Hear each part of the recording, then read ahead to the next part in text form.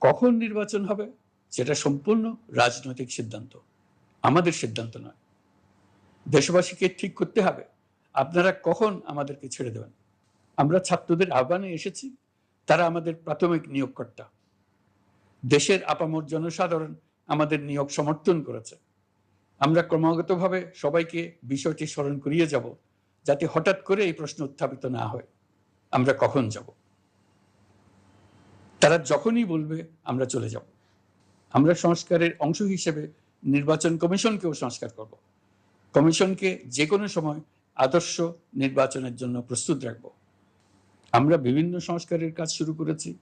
দেশবাসীকে অনুরোধ করব একটা আলোচনা শুরু করতে।